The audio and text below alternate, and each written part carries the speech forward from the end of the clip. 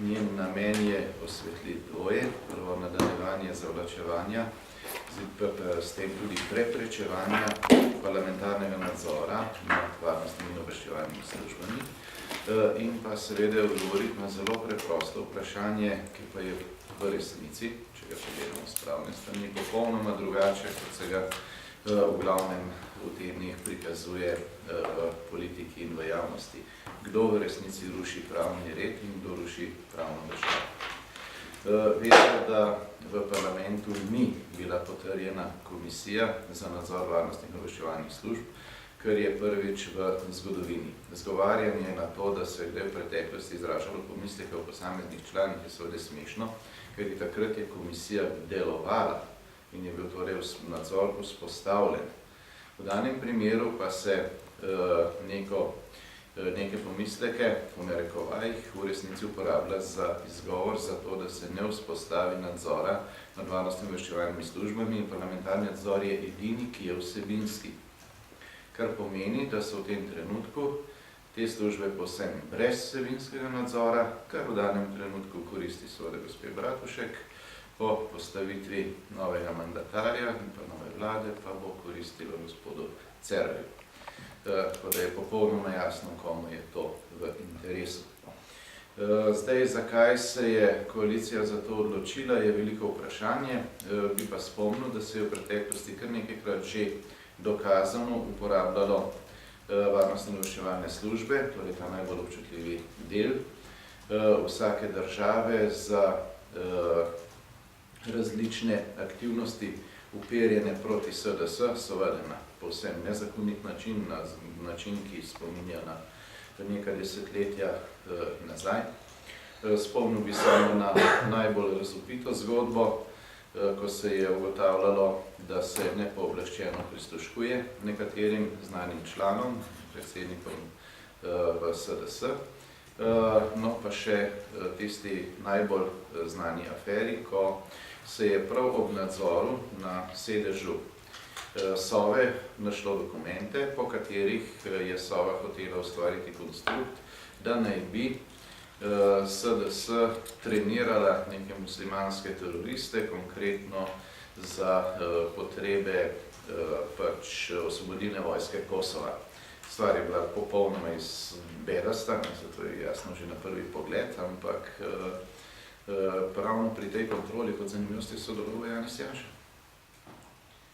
Tako da mi je zelo jasno, vsaj meni, mislim pa, da tudi vam vsem, zakaj se tako krčevito borijo, da ne bi bil Janez Janša član tega nadzora. Zaradi tega, ker pač te stvari pozna in jih je tudi doživel.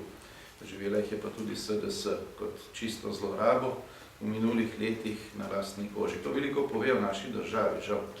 Ne pove pa prav nič o tem, kaj je pravzaprav v tem trenutku narobe. Kajti to, kar je dejansko problem v državnem zboru, je, da se za izgovor uporablja dejstvo, da je pač proti Janezu Janši bil izrečena neka sodba in da je zato neprimeren za to komisijo. Veste, dokam to pripelje? Tisti, ki to govorijo, v resnici zavestno, to pa z vso odgovornostjo trdim, zavestno kršijo slovensko ustavo in pa konvencijo o varstvu človekovih pravic. In še več, tisti, ki to omogočajo ali pospešujejo, so pa tudi osebno odgovorni za to, da se v resnici ruši ustavni red, s tem tudi seveda pravni red in pravna država v celoti, če želi. To je v resnici temeljni problem, s katerim se soočamo. Zakaj?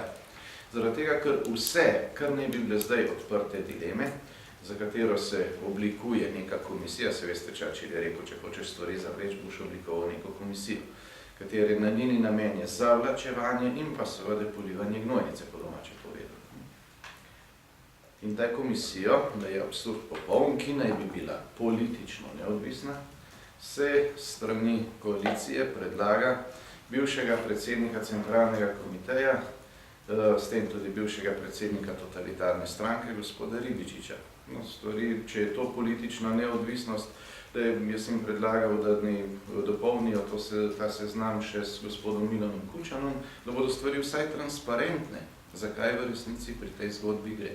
Za zlorabo prava, za kršitev človekovih pravic, z namenom političnega obračunavanja. Zakaj je to mogoče povedati trdilno, ne kot domnevo? Ker je v resnici vse to že bila stvar presoje, tako na Ustavnem sodišču Republike Slovenije, kot tudi na Evropskem sodišču za človekove pravice. Če sem konkreten.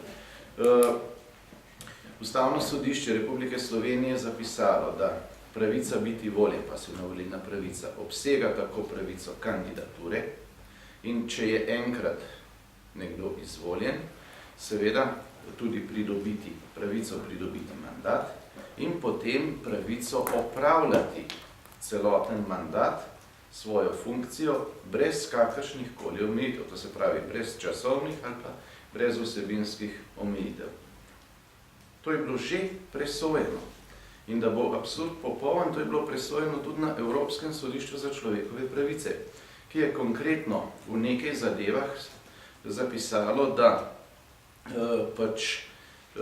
tretji člen protokola k konvenciji o varovanju človekovih pravic obsega tudi pravico do pasivno volilno pravico kot temeljno človekovo pravico in da seveda pravica nekoga, da je izvoljen, potem obsega tudi pravico pridobitve mandata in pa da to opravlja brez omejitev celoten mandat. Kar pomeni, da gre v tem primeru za zavestno kršitev tako tega, kar je že predmet presoje Ustavnega sodišča in je torej sestavni del pravnega reda, ali pa če želite pravne države Republike Slovenije, kot tudi tistega, kar je že bilo predmet presoje na Evropskem sodišču za človekove pravice in ko govorimo o 3. členu protokola številka 1 Konvencije o varstvu človekovih pravic in temeljnih svoboščin, bi opozoril, da smo mi v Sloveniji to že ratificirali, to leta 1994. Ko je bilo tudi objavljeno v Uradnem listu. In da se torej to po naši ustavi uporablja neposredno in celo, če bi bilo pri nas kako drugače urejeno, bi veljala ta ureditev. Glede te ureditve, še enkrat povem, je Evropsko sodišče nekajkrat že odločilo, da pač pravica biti voljen obsega tudi pravico do izvrševanja pridobljenega mandata v celoti in brez omejitev. Torej, kdo v resnici krši v tem trenutku ustavo, pravni red, konvencijo o človekovih pravicah in s tem tudi ruši pravno državo. Točno tisto, kar bi vas spomnil, stalno gospod Cerar očita SDS. Odgovor je preprost. Glede na to, da tu ne gre za pravno neznanje, predvsem gospod Cerar zanesljivo ni prava neuka oseba, se ima doktorat pravnih znanosti. Tudi doktor Brglez ni povsem prava neuka oseba, čeprav deluje na FDV.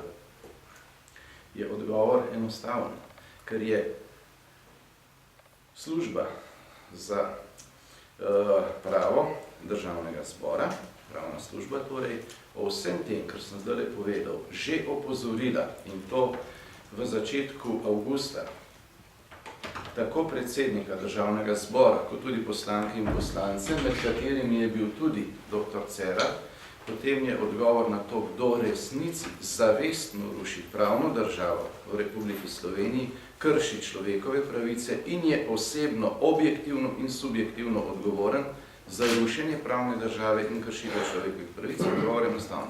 To sta dr. Brglez, ki je predsednik Državnega zbora in bi to farso z ukvarjanjem z mandatom Janeza Janše moral zaustaviti, glede na to, da to že bilo presojeno na Ustavnem sodišču in na Evropskem sodišču za človekove pravice in pa seveda dr. Cerar, ki je predsednik največje parlamentarne stranke, odkoder so predlogi za zavlačevanje in pa za vse to, s čimer se danes parlament ukvarja, tudi prišli. To pa je tisto, kar je v resnici problem države Slovenije. Da so stvari, kot je žal v Sloveniji velikokrat, popolnoma postavljene na glavo. Vendar tukaj je stvar jasna. Če bi spoštovali pravni red, na katerega se tako gromoglasno sklicujejo, bi morali takoj prenehati z poskusi razreševanja oziroma z ukvarjanjem z mandatom Janeza Janše, kajti, kot je zapisala gospa ustavna sodnica Sovdat v svoji odločbi, ko nekdo gre na volitve, ko mu je dopuščeno iti na volitve, s tem uresničuje svojo pasivno volilno pravico.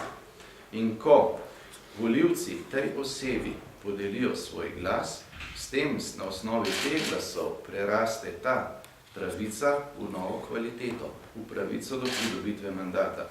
In ko je mandat podeljen, je mandat podeljen tako, da vam ni mogoče posegati prav zaradi te kvalitete, ne po obsegu, ne po času, za celotni mandat. Kajti zdaj seveda ti ne posegajo več samo človekove pravice ene osebe, konkretno Janeza Janše, ampak tudi pravice, človekove pravice, pravico voliti, aktivno volilno pravico 6116 volivcev in volivcev, ki so Janezu Janši zaupali svoj glas. Vse to ti ljudje vedo, vendar to zavestno kršijo, zato da pač še naprej nekoga diskreditirajo in s tem onemogočajo tudi normalno delovanje celotni SDS. Vse skladno s tistim načelom, najprej diskreditacija, potem likvidacija, če je potrebno, se ve, kaj potem. In kdo je že to rekel? Zato bi bilo res najbolje, če bi v to komisijo predlagali še kar gospoda Kučana, pa da bi bilo vse stvari transparentne, da bi se vedlo, kdo v Sloveniji zavestno, načrtno in dolgotrajno krši človekove pravice ter ruši pravni red in pravno državo.